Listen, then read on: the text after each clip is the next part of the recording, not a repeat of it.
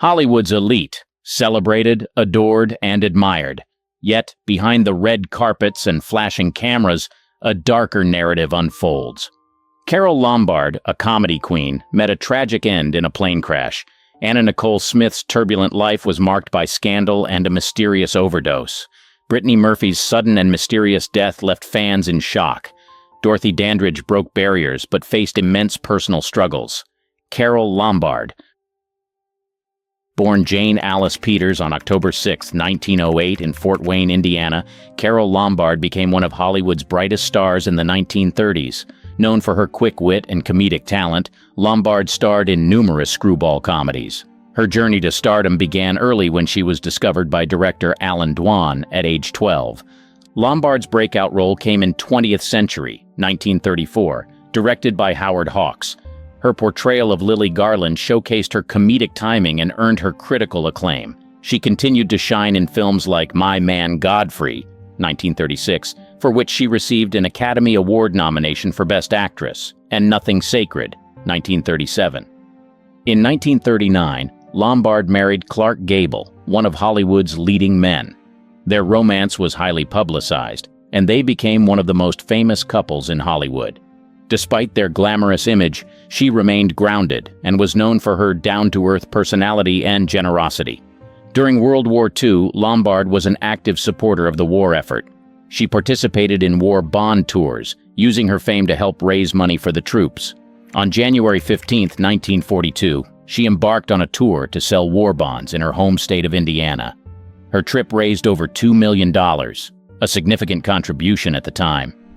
Tragedy struck on January 16, 1942, as Lombard was returning to Los Angeles.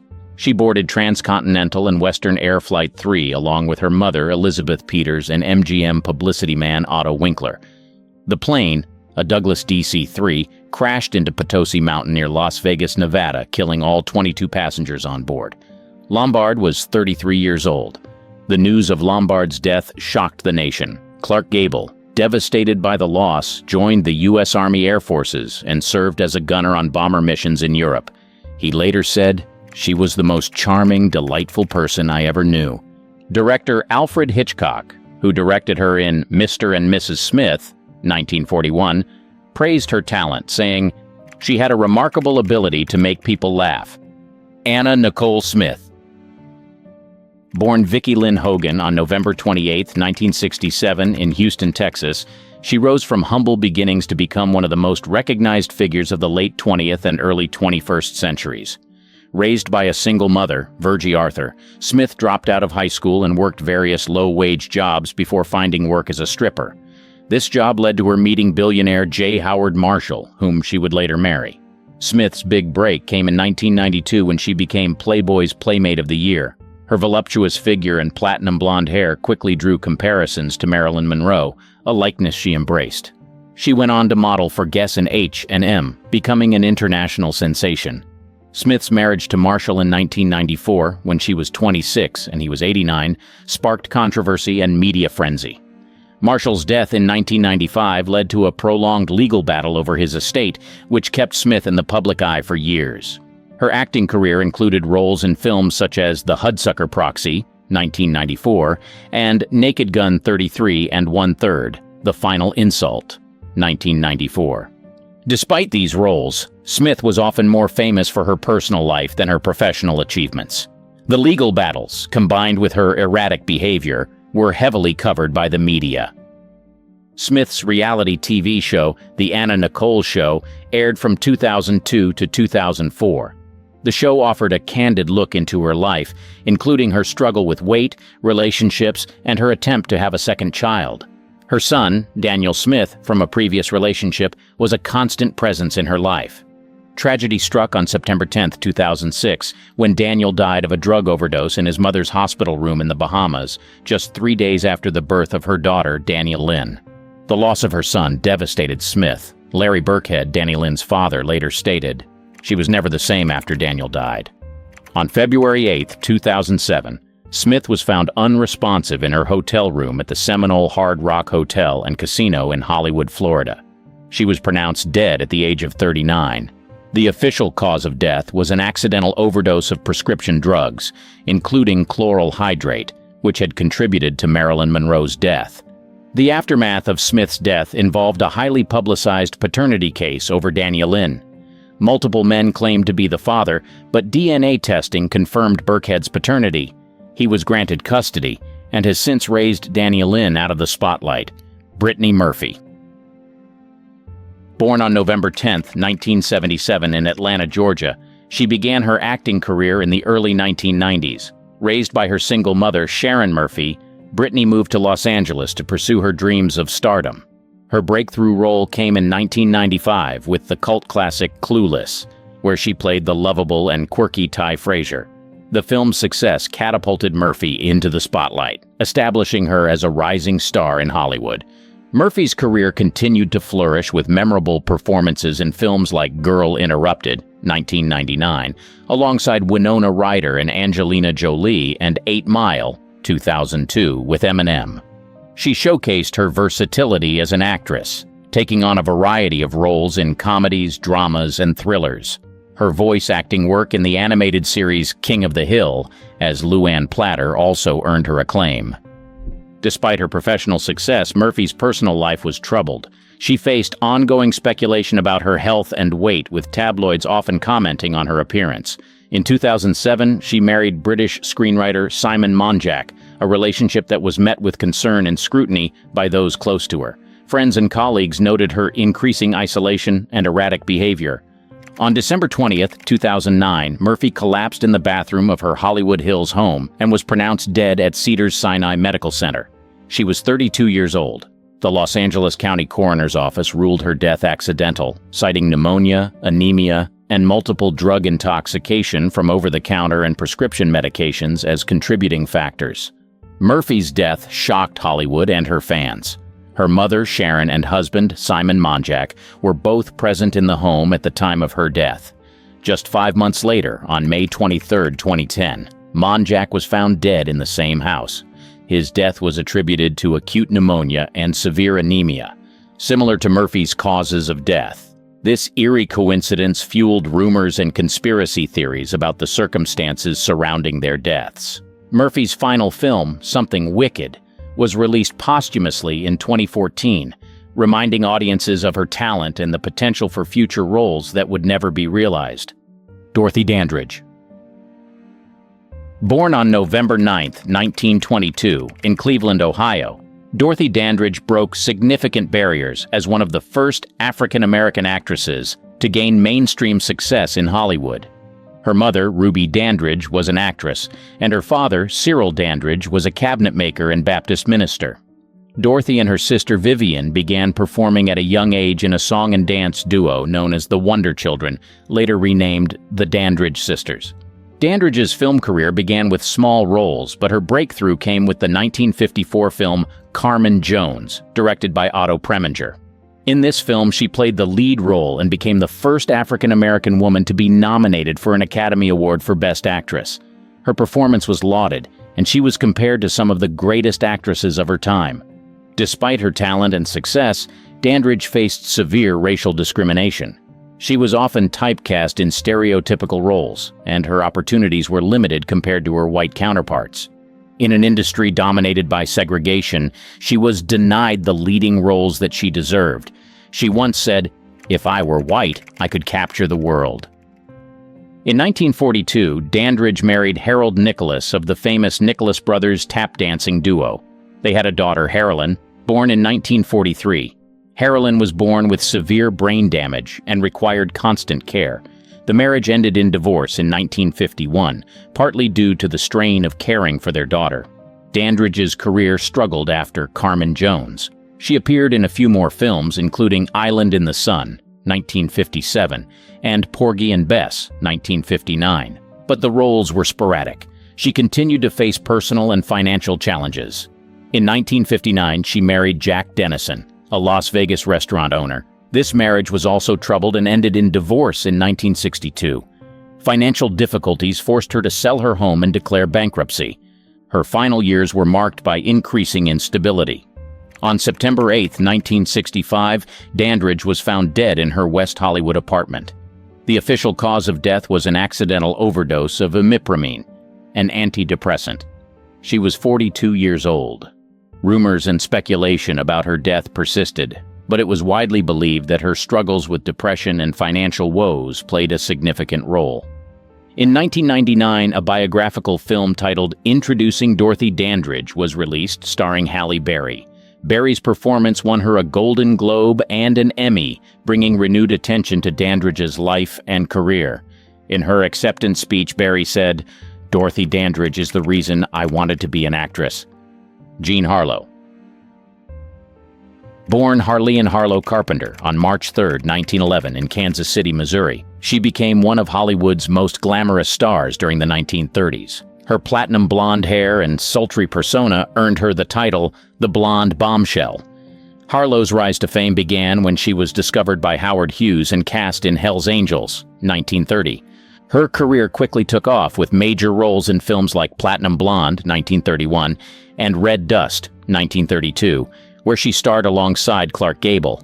Harlow's performances captivated audiences, and her on-screen chemistry with Gable became legendary. They worked together in 6 films, including Saratoga, 1937, which was her last film. Harlow's personal life was as dramatic as her film roles. She married Charles McGrew at 16, but the marriage ended in divorce in 1930. In 1932, she married MGM producer Paul Byrne. Tragically, Byrne was found dead from a gunshot wound just 2 months after their wedding. His death was ruled a suicide, but rumors and speculation about foul play persisted. In 1933, Harlow's father died, adding to her personal turmoil. She found solace in her work, continuing to star in successful films like Dinner at 8, 1933, and Reckless, 1935. Her comedic timing and natural talent made her a favorite among audiences and critics alike. Despite her success, Harlow faced health issues. She suffered from scarlet fever as a child, which likely contributed to her later health problems.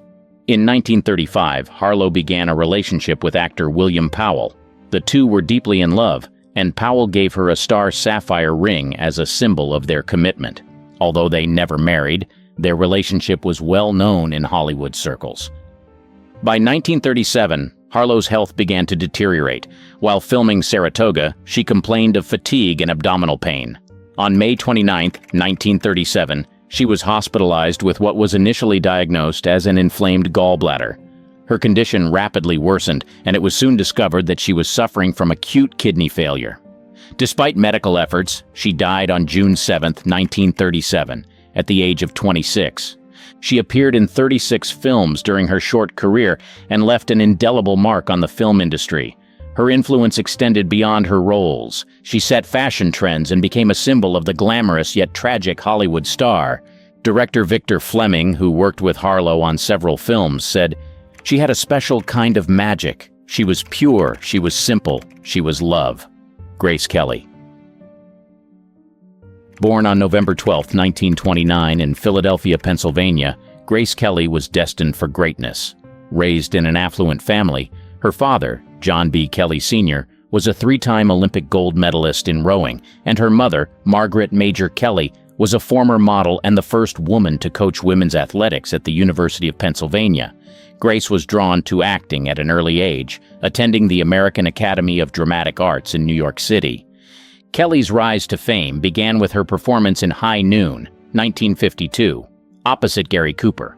Her elegant beauty and natural talent caught the attention of director Alfred Hitchcock, who cast her in 3 of his films, Dial M for Murder, 1954, Rear Window, 1954, and To Catch a Thief, 1955.